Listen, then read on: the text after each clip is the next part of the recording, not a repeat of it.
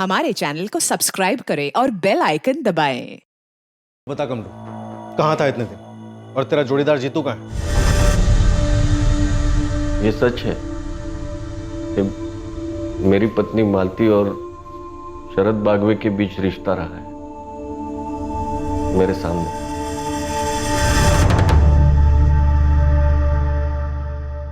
एक ही रात में पुलिस के हाथ दो ऐसे एंगल्स लगे थे जो अब तक उनकी रडार में आए ही नहीं थे।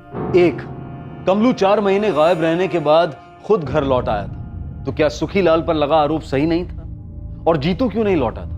दूसरी चौंकाने वाली लीड थी तुकाराम तुलारी की पत्नी मालती का शरद बागवे के साथ अफेयर। कौन था ये शरद बागवे? और तुकाराम की पत्नी मालती और इस शरद का अफेयर तुकाराम के सामने क्यों हो रहा था? वो हमारे घर की हालत काफी खस्ता हुई थी, मरम्मत करवानी थी। तेरी छत तो दम तोड़ रही है तुकाराम। प्लास्टरिंग के साथ में छत का भी काम करा ले। एक ही ठेके में दोनों काम कर दूंगा, पर घाई करा नहीं तो छत गिरेगी सर पे एक दिन। हाँ हाँ, काम तो करवाना ही है। आप ये बताओ पैसे कितने लगेंगे? राहुल, तू स्कूल जा, देरी हो जाएगी ना तो जा। बाबा, सब चकाचक हो जाएगा ना? हाँ, सब हो जाएगा। अभी तो जा, ध्यान से जाना। हाँ चल। प्लास्टरिंग, पेंटिंग और छत की मरम्मत सब कुछ मिला के 75,000 होंगे। मैं कम बिम करके 70,000 में कर दूंगा। बाप रे, लेकिन 70,000 रुपया नहीं इस वक्त मेरे पास। मला माहिती है रे, पर उसका भी बंदोबस्त कर दूंगा मैं। कैसे नवाब भाई? शरद भाई, ये तुकाराम ये शरद भाई है, ये तुम्हारे लोन का बंदोबस्त करेंगे। तुकाराम ज्यादा घुमा फिरा कर बात नहीं करूँ। मैं सोलापुर के एक साहूकार कंपनी के लिए काम करता हूँ। नवाब ने 70 बोला, लेकिन मैं तुम्हारे लिए 1 लाख तक के लोन का बंदोबस्त कर सकता हूँ। ब्याज कितना होगा साहब? 9.5%। हर महीने की दूसरी तारीख को मैं किस्त लेने आऊंगा। एक भी किस्त छूट नहीं सकती तुकाराम, एक भी नहीं। अगर मंजूर है तो पावसेर मंगाते हैं, वरना मैं चलता हूँ। पूरे सोलापुर में इससे अच्छी ऑफर नहीं मिलेगी। बहुत भला आदमी है। हाँ बोल दे तुकाराम। हाँ, मंजूर है। पावसेर मेरी तरफ से। ये शरद बागवे जो भी है जी, मुझे तो ठीक नहीं लगता। पहली मुलाकात में ही आपको पिला करके भेज दिया। अरे भला आदमी है, अब हर 2 तारीख को किस्त लेने आएगा तब जान लोगी उसे। जो भी है, मुझे तो अब भी लगता है कि आपको समाज में से ही किसी से उधार लेना चाहिए था। छोड़ ना, मैं सौदा करके आया हूँ, मुझे मालूम है क्या कैसे करना है। सुनना मालती, राहुल सो रहा है, जरा अंदर चले। बहुत दिन हो गया ना। मेरे सर में दर्द हो रहा है।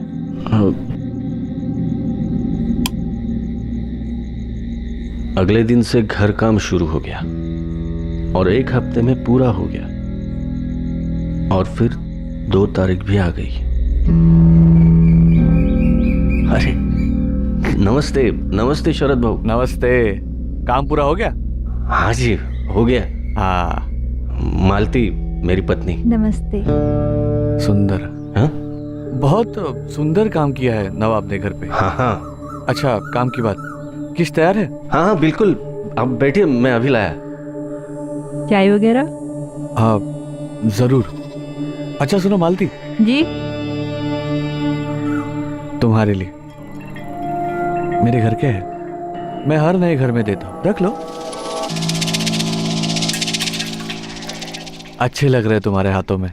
मेरी पीठ पीछे क्या और कब शुरू हुआ मुझे नहीं पता चला साहब। मेरा एक ही मकसद था, ज्यादा से ज्यादा मेहनत करूं, पैसे बचाऊं, ताकि मैं मेरे राहुल को कुछ अच्छा बना सकूं। अरे बाबा, देखिए ना, शरद काका मेरे लिए क्या लाए। बहुत ही बढ़िया किताब है। अरे वाह। और उनके मोबाइल में बहुत सारे गेम्स हैं। हाँ? और उन्होंने मुझे खेलने भी दिया। बढ़िया है, बढ़िया है। मालती, किस्त दे दी ना ठीक से? हाँ। ये शरद भाऊ हर बार ही फूल ले जाते हैं। और हर बार ही मेरे लिए भी कुछ लाते हैं। हाँ? बाबा, एक पुराना फोन खरीद के दो ना बाबा, सिर्फ गेम्स के लिए। अभी नहीं बेटा, पहले ही शरद भाऊ की सारी किस्तें पूरी होने दे, उसके बाद ला दूंगा, ठीक है? पक्का? हाँ रे बाबा पक्का। अब एक गिलास पानी पिलाएगा बाबा को? हाँ। जा। 12 में से 6 किश्तें पूरी हुई थी। वो मैं यहाँ से गुजर रहा था तो सोचा हालचाल पूछता चलो। तुम्हारे हाथ को क्या हो गया तुकाराम? खेत में कट गया क्या? मैं हल्दी लेके आती हूँ।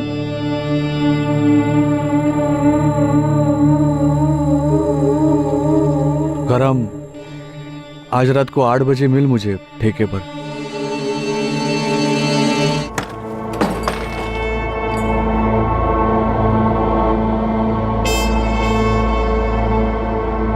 क्या बात हुई? उस दिन से मेरा और मालती का एक नया रिश्ता शुरू हुआ, और वो रिश्ता था खामोशी। हम अब एक छत के नीचे 2 लोग थे जिन्हें एक बच्चे ने जोड़े रखा, और कुछ नहीं। खाना नहीं खाएंगे? पट्टी बदल दो?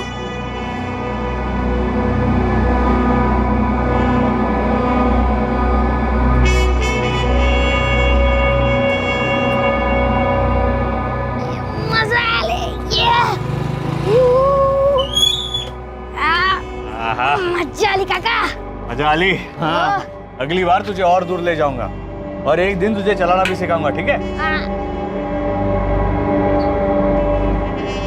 बाय काका। बाय। थोड़े ही दिनों में एक आदत सी हो गई, सिर्फ राहुल के बारे में सोचना, सिर्फ उसके लिए जीना। बाकी सब कुछ मानो तो एक पूरा सपना था, और उस पूरे सपने की आदत हो गई मुझे। उसे मैं झेल लेता सिर्फ अपने राहुल के लिए, और अब राहुल को ही मार। साहिब, मुझे लगता है उस साले शरद ने मारा है हमारे राहुल को। नहीं। क्यों नहीं? तुम्हें कुछ और पता है या कुछ छुपा रहे हो हमसे? अब क्या छुपाऊंगा साहब, सब कुछ तो खत्म हुआ है। कुछ नहीं खत्म हुआ है। जब तक राहुल का कातिल नहीं मिलता हमारे लिए कुछ भी खत्म नहीं हुआ है। तुकाराम, तुमने बताया था कि शरद बागवे और राहुल की अच्छी जमती थी। हाँ। और हम जानते कि राहुल का कातिल उसके पहचान वाला था, तभी तो उसने राहुल को खेतों में बुलाया और राहुल वहां चला गया। अरे राहुल, बाबा ने नए गेम्स डाले कि नहीं फोन में? कहाँ शरद काका, अब तक नहीं डाले। अच्छा सुन, नीलचंदियों का खेत पता है तुम्हें? हाँ, क्यों काका? आज शाम को 6 बजे तुम वहां पर फोन लेकर आ जा। मैं तुम्हें एक से एक नए गेम्स डाल के दूंगा फोन। सच? हाँ, लेकिन सुनो, किसी को बताने की जरूरत नहीं, ठीक है? राहुल इधर आ।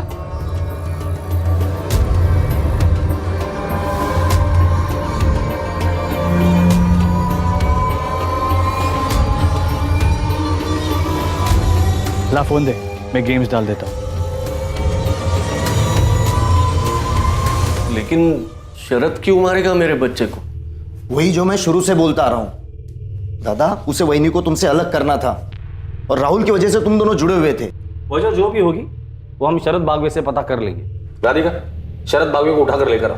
सर। साहब, हम भी जाए क्या? अभी के लिए जा सकते हो, लेकिन याद रहे हमारी नजर रहेगी तुम दोनों पर।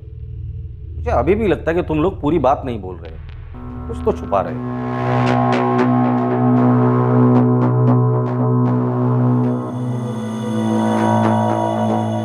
क्या बोला कमलू ने? कह रहा है कि वो भागा ही नहीं था। भागा नहीं था तो कहां था पिछले 4 महीने से? और तेरे बाप ने मिसिंग कंप्लेंट क्यों दर्ज की? साहब, उस सुखीलाल नीलचंदी के घर चोरी हुई, तब आप लोगों ने मुझे बेकार में इतना तोड़ा। उसके बाद मेरे खिलाफ कुछ साबित नहीं हुआ, लेकिन सुखीलाल के गोदाम में काम करने के लिए मन नहीं कर रहा था साहब। इस गांव से ही बाहर निकलना चाहता था, इसलिए मैं दिल्ली चला गया। क्या काम कर रहा था दिल्ली में? कहाँ काम कर रहा था? पहाड़गंज में एक ढाबा है, रोलीदा ढाबा, वहां बैटरी का काम कर रहा था। ऐसा कितना बिजी था जो घर पे एक भी फोन नहीं कर सकता था तू? और पिछले 4 महीने से तेरा फोन भी स्विच ऑफ था। साहब, वहां जाते मेरा फोन खराब हो गया, टाइम ही नहीं मिला रिपेयर करने के लिए। आपको नंबर देता हूँ ढाबे का, पूछ लीजिए रोली सेठ से। नंबर लिख। तो वापस क्यों लौटा? अब वापस नहीं लौटा हूँ साहब, 1 हफ्ते की छुट्टी पर आया हूँ। और तेरा जोड़ीदार जीतू, वो भी उसी ढाबे पे काम कर रहा था, उसे भी छुट्टी नहीं मिली। उसका फोन भी खराब था पिछले 4 महीने से। मुझे नहीं पता साहब जीतू कहाँ है। मैं अपने से अकेले गया था दिल्ली, पिछले 4 महीनों से उससे बात तक नहीं हुई मेरी। लगता पिछली बारी तुम दोनों की ठीक से खातिरदारी नहीं की थी हमने। तुझे क्या लगता है हम लोग इतने मूर्ख हैं तो तेरी बातों में आ जाएंगे? हाँ साहब मैं झूठ नहीं बोल रहा हूँ साहब, मुझे नहीं पता जीतू कहाँ है।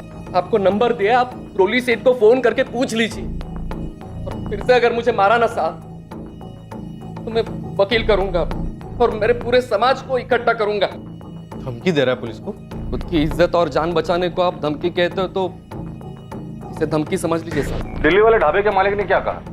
वही बोला जो कमलू कह रहा है सर। मैंने वहां की पुलिस को डबल चेक करने के लिए कहा है। चलो मान लेते ये कमलू सच भी बोल रहा है, लेकिन उसी रात ये जीतू कैसे गायब हो जाता है और पिछले 4 महीने से नो कांटेक्ट जोन में है, और दोनों के परिवार एक साथ मिसिंग कंप्लेंट कैसे दर्ज कर सकते हैं? सर दोनों परिवारों पर नजर रखना बनता है, कुछ तो खटक रहा है।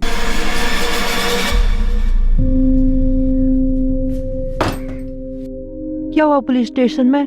रात भर थे आप? कुछ नहीं हुआ, उन्हें तुम्हारे और शरद भाऊ के बारे में पता चला। क्या? हाय देवा, कैसे? भले जितना इत्र लगाओ, बदबू को कौन रोक सकता है?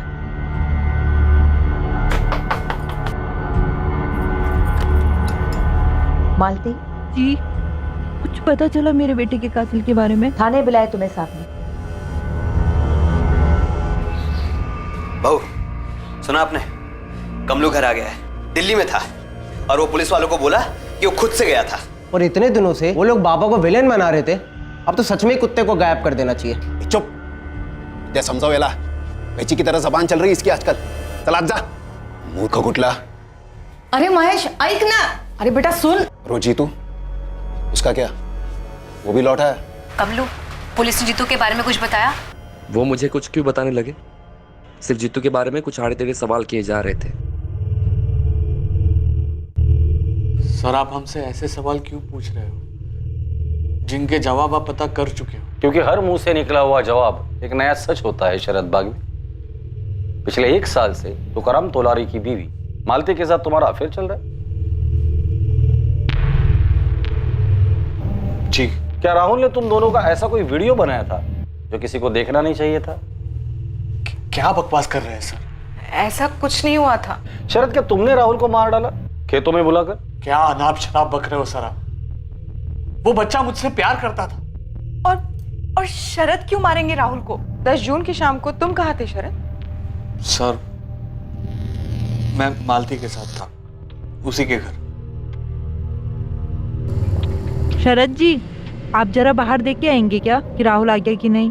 1 घंटे पहले आ जाना चाहिए था। मालती, अगर मैं अभी बाहर जाऊंगा तो लोग देख लेंगे। हाँ ठीक बात है, मैं चली जाती हूँ, देख के आती हूँ। आप अंधेरा हो जाए तो निकल जाइएगा। हाँ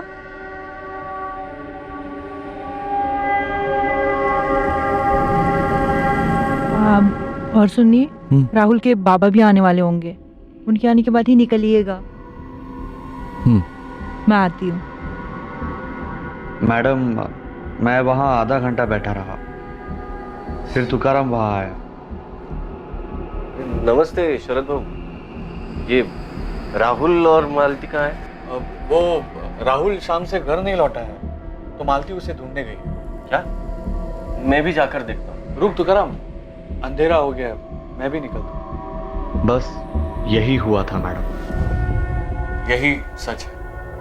क्या मेरे पति ने कहा कि शरद ने राहुल को? देखिए, हमसे किसने क्या कहा ये बात मायने नहीं रखती, हमें शक था, पूछ लिया। तुकाराम मुझ पर कभी उंगली नहीं उठाई। मैं जानता हूँ आपके कान उसके भाई प्रवीण ने भरे होंगे। वो मुझे पहले से पसंद नहीं करता था। आप इतना सब पता लगा रहे हैं तो आपने ये भी पता लगा ही लिया हो कि तुकाराम और प्रवीण के बीच में जमीन को लेकर मसला था। तो तुम्हारा कहना है कि प्रवीण ने राहुल को मारा हो? सर, वो मुझ पर बेवजह उंगली उठा रहा था, शायद उसी में कुछ खोट हो। नहीं साहब, मैं नहीं मानती कि प्रवीण ने कुछ भी किया है। तो तुम्हें किस पर शक है? मुझे नहीं पता साहब। देखिए सर, मालती के साथ रिश्ता बनाकर मैंने शायद गलत किया, लेकिन मेरा यकीन कीजिए, इसके अलावा मैंने कुछ गलत नहीं किया। इस रिश्ते की वजह से जीते जी मेरा पति मुझसे अलग हो गया। और इकलौता बेटा खोया है मैंने। इस रिश्ते की वजह से? बचा क्या बताऊं, मेरे पापों की सजा मिल रही है मुझे, और कुछ नहीं। साहब कमलू तो लौट गया, लेकिन मेरा भाई जीतू कब तक लौटेगा? जब लौटेगा तो पूछ लेंगे उससे। आप हल्के में ले रहे हो साहब? मैं दावे के साथ कह सकती हूँ, उस सुखीलाल ने कुछ कर दिया मेरे जीतू के साथ। तुम इसी दावे के साथ कमलू के बारे में भी बोल रही थी रोहिणी। क्योंकि दोनों एक ही दिन गायब हुए थे साहब। कमलू लौटा तो उसके घर वालों के अच्छे नसीब, लेकिन हम लोग ऐसे आस लगाकर कब तक बैठे रहेंगे साहब? मालती, अब हम नहीं मिलेंगे। तुकाराम सही कह रहे थे, बदबू कभी छुपाई नहीं जा सकती। शरद बागवे और मालती तोलारी। सर लेकिन मालती तो माँ है। पता है मुझे, राधिका कम होता है ये सब, लेकिन ये तब होता है जब अवैध रिश्ते का जुनून माँ के रिश्ते को भी निगल जाता है। रेयर केसेस है, लेकिन हमने देखे हैं। जी सर। लेकिन शरद बागवे तो प्रवीण तोलारी की तरफ इशारा कर रहा है। राधिका, इन सबके कॉल रिकॉर्ड निकालो और अच्छे से स्कैन करो। इन सबके पीछे खबरी लगा दो, कोई भी आउट ऑफ रडार नहीं होना चाहिए। 2 और महीने बीत गए, लेकिन राहुल के कत्ल की इन्वेस्टिगेशन में कोई खास बढ़ोतरी नहीं हुई। सभी मुमकिन संदिग्धों के कॉल रिकॉर्ड स्कैन हुए, फोन लोकेशन स्कैन हुए, पर कहीं से कोई सुराग सामने नहीं आया। तुकाराम और मालती के पड़ोसी चौंक गए थे ये जानकर कि मालती का 1 साल से शरद बागवे के साथ अफेयर चल रहा था। मेरी बात सुनो सुप्रिया, सुप्रिया सुनो तो सही। शरद बागवे की अपनी पत्नी भी इस अफेयर के बारे में जानकर बुरी तरह से हिल गई। खबरियों की तरफ से भी किसी भी संदिग्ध के बारे में कोई खास जानकारी नहीं आ पाई। रोहिणी अपने लापता भाई जीतू के बारे में जानने के लिए लगातार पुलिस स्टेशन के चक्कर काटते जा रही थी, और दूसरी ओर कमलेश अपनी छुट्टी पूरी कर वापस दिल्ली लौट गया अपने काम पर। उसे रोक कर रखने के लिए पुलिस के पास कोई सबूत नहीं था। राहुल का कत्ल एक शातिर साजिश का परिणाम था, और इस साजिश के पत्ते बहुत जल्द खुलने जा रहे थे।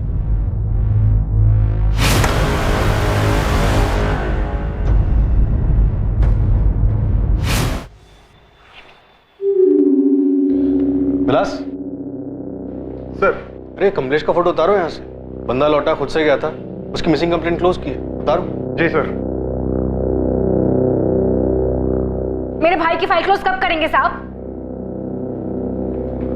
जैसे कमलेश खुद से लौटा और अपनी फाइल क्लोज करवाई, हमारा मानना है तुम्हारा भाई भी जल्दी लौटेगा और उसकी फाइल क्लोज होगी। देखिए सर, आपने बड़ी चालाकी से उस सुखीलाल को हमारी बिरादरी के बच्चे राहुल के कत्ल के केस से तो बचा लिया होगा, लेकिन मैं उसे मेरे भाई के केस से इतनी आसानी से बचने नहीं दूंगी। हाँ मुकुल बोल। मालिक एक टिप है, जल्दी बोल। आपका ये राहुल मर्डर केस और जीतू मिसिंग केस जुड़े हुए हैं, आप मिल सकते हो? ठीक है, 10 मिनट दे। रोहिणी, हमें लगता है तुम्हारे भाई की फाइल जल्दी क्लोज होने वाली है। क्या हुआ साहब? क्या केस सुखीलाल ने मेरे भाई के साथ? साहब मैं भी आ रही हूँ आपके साथ। तुम अभी घर जाओ, हमें हमारा काम करने दो। साहब उसका नाम माया है, माया तोलारी, 5वीं पास, मेरे बहन के साथ स्कूल में पढ़ती थी। देख मुकुल, जान पहचान दोस्ती एक अलग बात है, लेकिन मैं तुझे नहीं बता सकती कि वहाँ क्या हुआ था। हमारी बिरादरी के लोगों ने ना मिलकर भगवान की कसम खाई थी कि कोई भी बात बाहर नहीं जाएगी। बच्चे तो भगवान का रूप होते हैं ना माया, और एक बच्चे का कत्ल हुआ है, वो भी तेरी बिरादरी का था। लेकिन तू समझ क्यों नहीं रहा है? मैं नहीं बता सकती कि वहाँ क्या हुआ था। कहाँ क्या हुआ था? वो जिस दिन राहुल का मर्डर हुआ था, उसके दूसरे दिन उसके घर पे समाज की मीटिंग हुई थी। क्या मीटिंग? पर तू कह रहा था जीतू मिसिंग केस और राहुल मर्डर केस आपस में जुड़े हुए, कैसे? माया मेरे को बताई, मैं आपको बताऊंगा। आप सुखीलाल से पूछेंगे, तुकाराम से पूछेंगे, अब डायरेक्ट उठा के पूछ लेना साहब। मैं तो पहले से बोल रहा था ये जात बिरादरी का झोल है। सुनिए सुनिए, उठिए, पुलिस आई है, उठिए, पुलिस आई है।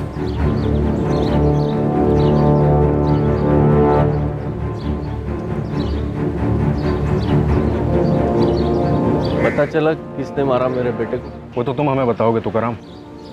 मैं?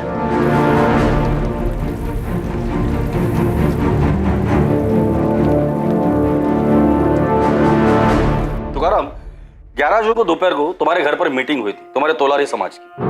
जी, उसके एक दिन पहले तक मेरा राहुल जिंदा था, और आज हम उसी के कातिल को ढूंढ रहे हैं। उस मीटिंग में क्या हुआ था वो बताओ ना। मैं तो कुछ सुन भी नहीं रहा था, और राहुल के अलावा मुझे कुछ दिख भी नहीं रहा था। तुकाराम, मालती, तुम्हारे राहुल को खोने का दर्द हमारे पूरे तौलारी समाज को है। तुम्हारा छोटा भाई प्रवीण तो तुम्हारे साथ है ही, हम सब भी हैं। तुम्हें इंसाफ मिलने तक हम चुप नहीं बैठेंगे। ओम प्रकाश भाऊ, आप हमारे समाज के मुखिया हैं। आप ही पुलिस को सीधा सीधा जाके बता क्यों नहीं देते कि कौन है इस सबके पीछे?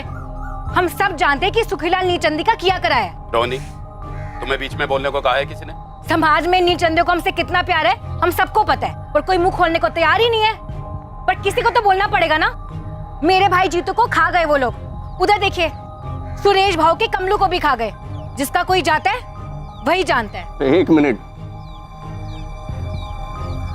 बघा ओम प्रकाश भाऊ, क्या हमें पक्का मालूम है कि सुखीलाल सेठ ने मेरे बच्चे को मरवाया? कोई और भी तो हो सकता है नहीं? कोई और मतलब? साफ साफ कहो तुकाराम, डरो मत। हम काहे का डर भाऊ? मैं ये कह रहा हूं कि कातिल कोई और भी हो सकता है, हमारे बीच में से हो सकता है। तो उसका नाम लो तुकाराम दादा, बोलो। हाँ तुकाराम, नाम लो। अगर बिरादरी में किसी पर शक है तो नाम लो उसका। हम सब भगवान की कसम खाते हैं, जो बात यहाँ हुई है वो बाहर नहीं जाएगी। कसम खाओ। कसम है, कसम है। लेकिन अगर किसी का नाम नहीं लेने वाले तो अपनी बिरादरी का नाम तो ना ही लो। बेकार में वो नीलचंदी और पुलिस वालों को मौका मत दो हमारे लोगों को परेशान करने का। मुआवजा कितना मिला? क्या? सुखीलाल के आदमी पकिया ने तुम्हें पैसे दिए थे। ये सुखीलाल का आदमी पकिया, वो कल आया था यहाँ, इस तुकाराम को कुछ पैसे दे रहा था। लेकिन मैंने आपको बताया था कि वो पैसे किस लिए थे। कल सुखीलाल सेठ ने पकिया के हाथों मेरी तनख्वाह और 1 महीने का एडवांस भिजवाया। हाँ बताया था, लेकिन हम कैसे यकीन माने कि जो तुम बोल रहे हो वो सच है? हो सकता है कि मुंह बंद रखने के लिए वो पैसे दिए गए हो तुम्हें। साहब, मैं अपने बेटे राहुल के कत्ल के बारे में चुप बैठूंगा? लेकिन हमारे सामने तो तुम चुप बैठे हो। हमारी नाक के नीचे एक आदमी का तुम्हारी बीवी के साथ 1 साल से अफेयर चल रहा था। ये बात तुमने हमें बतानी जरूरी नहीं समझी? तुम्हारे बेटे के कत्ल के अगले दिन तुम्हारे समाज की बैठक हुई, खुद सुखीलाल का नाम उठा, खुद तुम्हारे समाज ने मुआवजे और तहकीकात की मांग की, और तुमने एक शब्द भी नहीं बोला। क्यों? साहब, मेरा दिमाग सुन था और इन दोनों बातों का मेरे बेटे के कत्ल से कोई ताल्लुक नहीं है। ताल्लुक है, वो ताल्लुक तुम हो। क्या कह रहे हो आप साहब? तुम अपनी बीवी मालती से नफरत करने लगे थे, इतनी नफरत कि उससे ताल्लुक रखने वाली हर चीज से तुम्हें नफरत हो गई। और राहुल, वो तो उसी की कोख से पैदा हुआ था। नहीं नहीं साहब, ये आप बोल भी कैसे सकते हो? ये हम नहीं बोल रहे, तुम्हारी खामोशी बोल रही है। और तुकाराम, खामोशी का मतलब हम लोग झूठ समझते हैं। कातिल राहुल की जान पहचान वाला था, उसने राहुल को खेत में बुलाया और वो गया। और राहुल को खेत में बुलाने वाला और कोई नहीं बल्कि तुम थे। बाबा, आपने मुझे यहाँ क्यों बुलाया? आप मुझे तोहफा देने वाले थे ना? आपने मेरे लिए नया गेम लाया, लेकिन वो मेरे मोबाइल में कैसे डालेंगे? आंखें बंद कर। मेरे राहुल को मैंने मारा। मैंने मारा राहुल को साहब। आप कैसे बोल सकते हो साहब? साहब, मैं कैसे मारूंगा मेरे राहुल को साहब? साहब, मैंने आपको बताया था ना, राहुल से कितना प्यार है।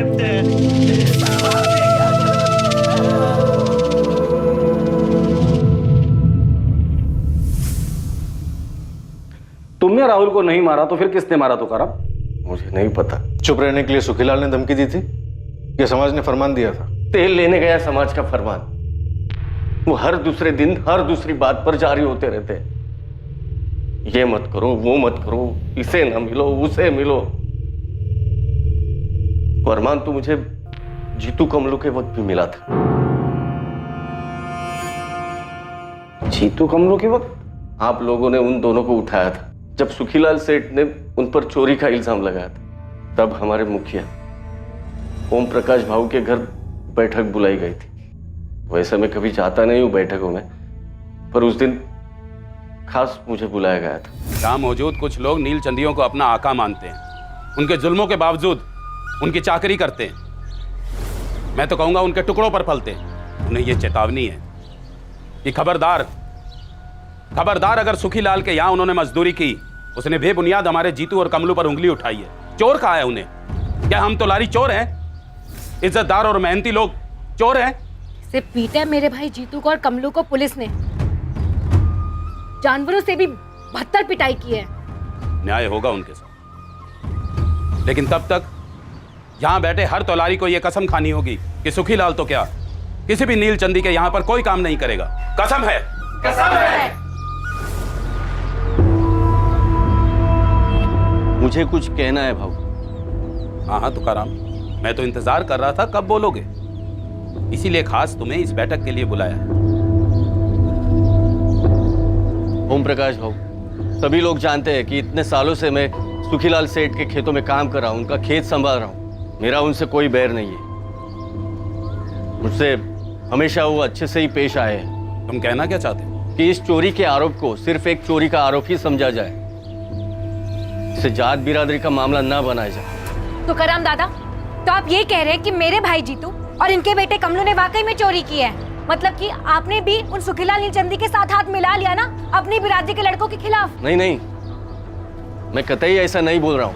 मैं सिर्फ इतना ही बोल रहा हूँ कि पुलिस वालों को उनका काम करने दो।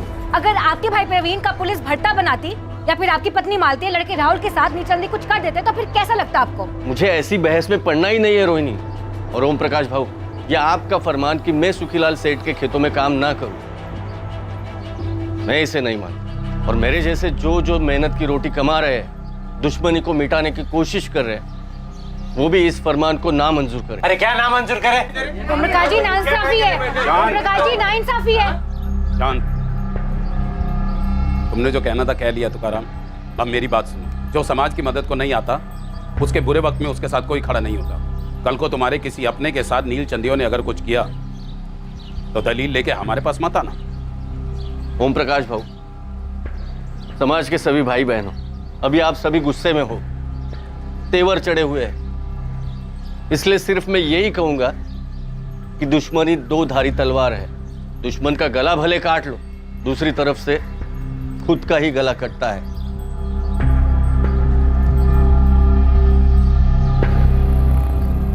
फालतू का फरमान था साहब, कुछ लोगों ने नहीं सुना, कुछ लोग छुप छुप के काम करते रहे और खुद जीतू और कमलू छूटने के बाद वही सुखीलाल सेठ के यहाँ काम करते रहे और 6 महीने बाद गायब हो गए। मुझे नहीं पता वो गायब हो गए या खुद से ही गए या क्या हुआ। तुम्हें किसी पर शक है? किसने मारा होगा राहुल को और क्यों? आप लोगों ने पहले कहा कि मेरे बच्चे के मोबाइल फोन का मसला था, फिर बोले सुखीलाल सेठ, फिर बोले मेरा भाई प्रवीण और फिर शरद भाऊ, और अब आप कह रहे हो कि मैंने खुद अपने बेटे को मार डाला। मैं थक गया हूं साहब, थक गया हूं मैं। मुझे मेरे राहुल के पास जाना है साहब।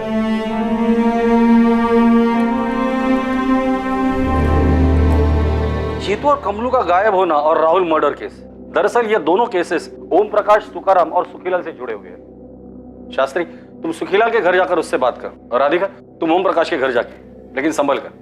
ध्यान रहे कि ये दोनों अपने अपने समाज की अगुवाई करते हैं।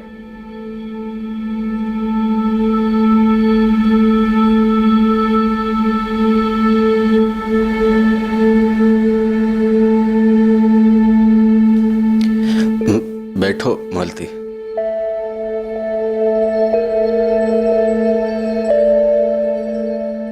पता है मालती, आज पुलिस थाने में उन्होंने क्या कहा?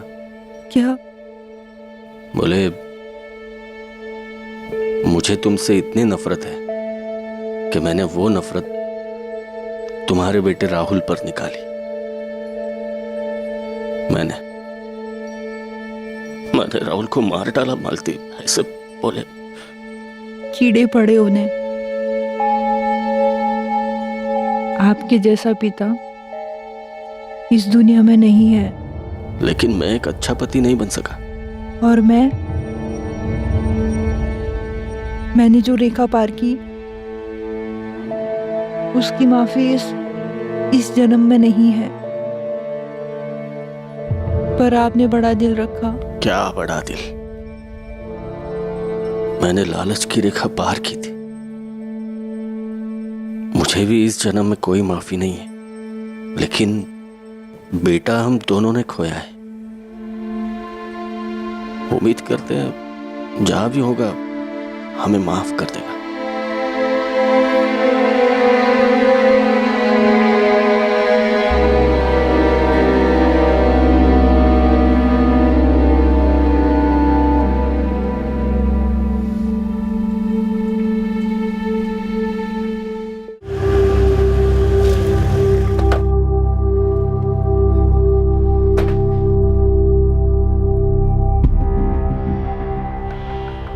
नमस्कार शास्त्री जी, बोलिए क्या सेवा कर सकते हैं?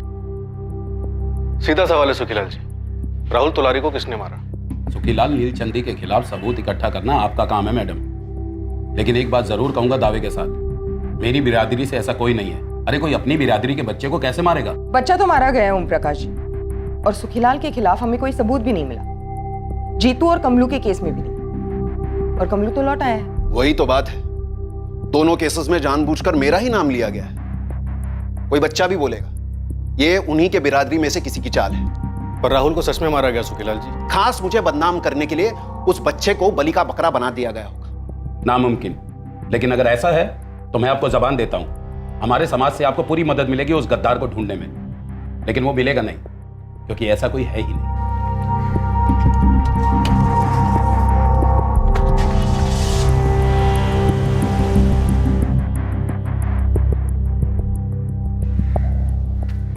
पापा क्या बोल रहा था पुलिस वाला?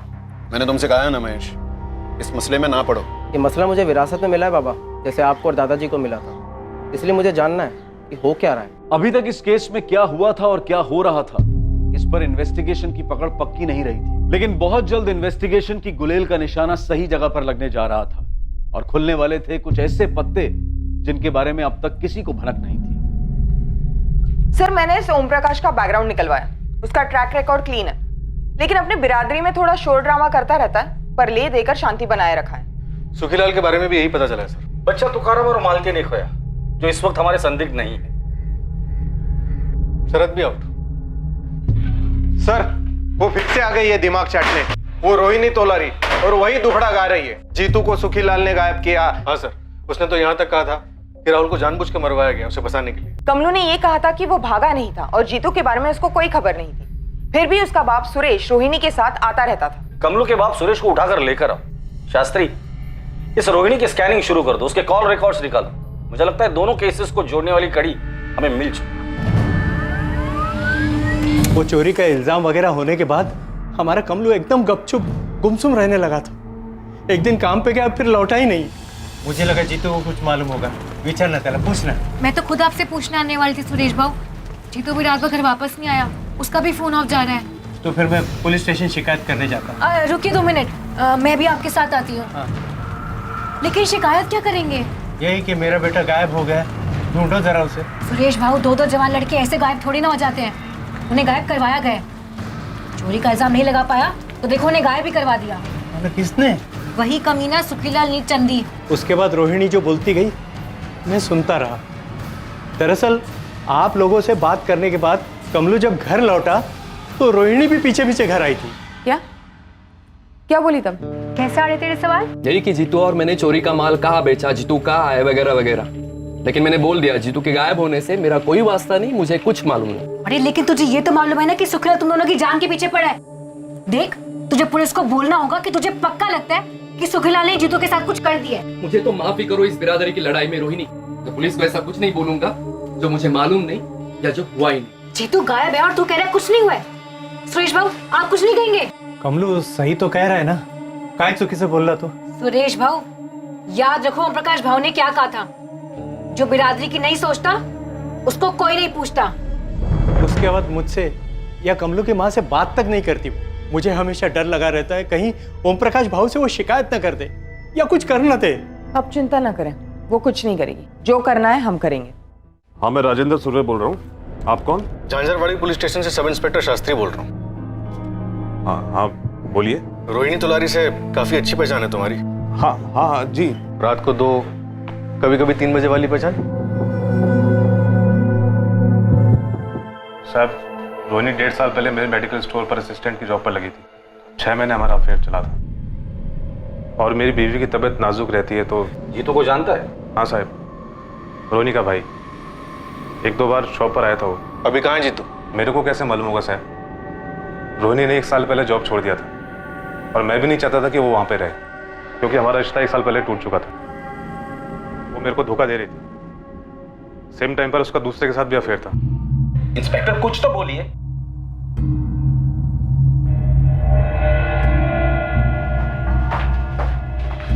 नहीं है सर।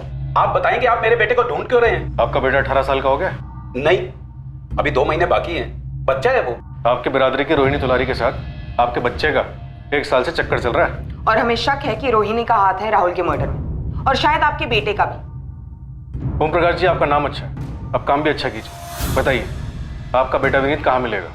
वो कभी कभी हमारे खेत वाले पुराने मकान में जाता है अपने दोस्तों के साथ।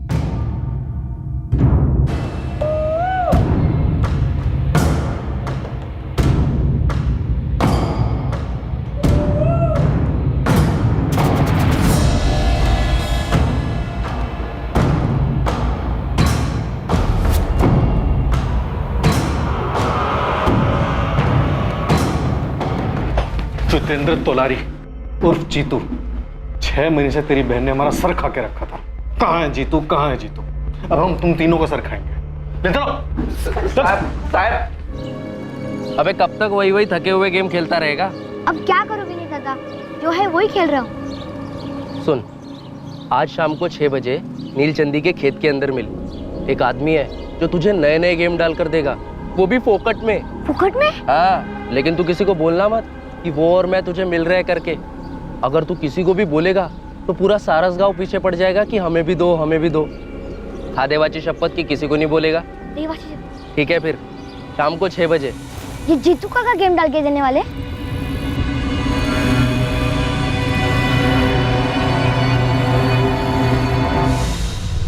विनीत, रोहिणी और जीतू ने अपना जुर्म कबूल किया। अब तेरी बारी। क्या किया इसने मैडम? और ये जीतू और रोहिणी ने क्या कबूल किया है? विनीत, बताओगे नहीं अपने पापा को? अरे क्या किया है तूने? क्या किया है? सुखीलाल को फंसाने के लिए तुमने राहुल को मरवाया? सुखीलाल ने मेरे भाई को चोर कहा, उसे खूब पिटवाया, और फिर जब कमलू गायब हुआ तो मुझे लगा ये मौका अच्छा है। जीतू, जीतू उठना, जीतू जल्दी उठ। कमलू कल रात से गायब हो गया, कहीं भाग गया होगा। तू भी कुछ दिन के लिए गायब हो जा। मैं सुखीलाल नीलचंदी के खिलाफ शिकायत दर्ज करने वाली हूँ। सबको लगेगा उसने तुम दोनों को गायब करवा दिया है, फिर देखना उसकी खैर नहीं। समझ गया ना? चल जल्दी कर, अब क्या सोच रहा है, जल्दी कर। लेकिन जब तुकाराम ने साथ देने से मना किया तब मेरी सुलग गई। मुझे उसे सबक सिखाना था।